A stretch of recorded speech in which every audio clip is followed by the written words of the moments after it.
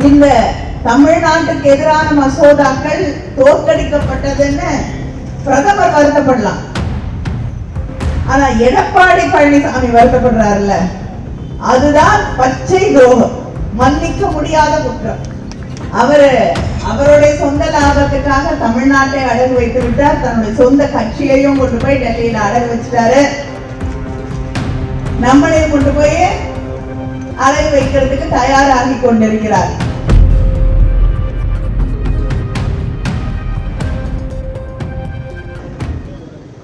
பிறந்தால் இங்கேயே ஒரு குடும்பத்தில் பிறந்து உங்களில் ஒருவனாக வாழ வேண்டும் என்று எனக்கு அடுத்த ஜென்மத்தில் நம்பிக்கை இல்லை. ஆனால் அப்படியே ஒரு விபத்து நடந்தால் தயவு செய்து இவர் உத்தரப்பிரதேசம், குஜராத் எங்கேயாவது போய் கொஞ்சம் ஒரு தைரியமான முதுகெலும்பு உள்ள ஒரு மனிதனாக அங்கே பிறந்துக்கிட்டோம்.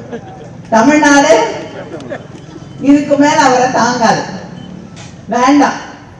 ஏன்னா இந்த தமிழ்நாட்டுக்கு எதிரான மசோதாக்கள் தோற்கடிக்கப்பட்டதுன்னு பிரதமர் வருத்தப்படலாம்.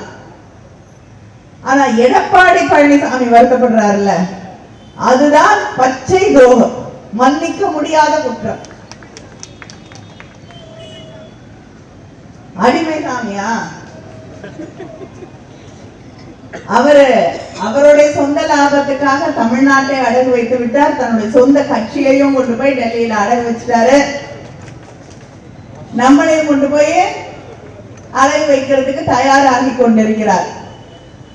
ஆனால் இதற்கு தமிழ்நாட்டில் மக்கள் இடம் தர மாட்டார்கள். தெளிவான மக்கள் தமிழ்நாட்டிலே இருக்காங்க. சில பேர் இவரையும் தாண்டி சில பேர் மக்களை ஏதோ ஒரு ஏமாத்தி ஓட்டு வாங்கிலாம் நினைக்கிற நிறைய பேர் வந்துட்டாங்க இப்ப. ஆனால் தமிழ்நாட்டு மக்கள் தெளிவானவர்கள். தங்களுடைய எதிர்காலத்தை யார் பாதுகாப்பார்கள்?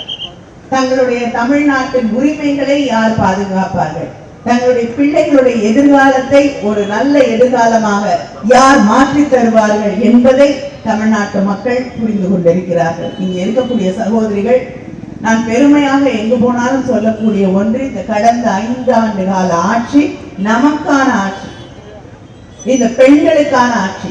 எல்லாருக்கும் திட்டங்களை கொண்டு வந்து தந்திருக்காரு முதலமைச்சர். வீடு தேடி ஒரு அரசாங்கம் வீடு தேடி வந்து கதவு தட்டி அந்த திட்டங்களை கொடுத்து விட்டு சென்றிருக்கிறது என்றால் அது நம்முடைய திராவிட மாடல் ஆட்சியிலே தான். வீடு தேடி மருத்துவம், இல்லம் தேடி கல்வி, இன்னைக்கு ரேஷன் பொருட்கள், தாய்மான திட்டத்தின் வழியாக வயது முதிர்ந்தவர்கள், மாற்றுத்திறனாளிகள் இருந்தால் வீடு தேடி வந்து ரேஷன் பொருட்களை தந்துவிட்டு போகக்கூடிய ஆட்சி நம்முடைய ஆட்சி.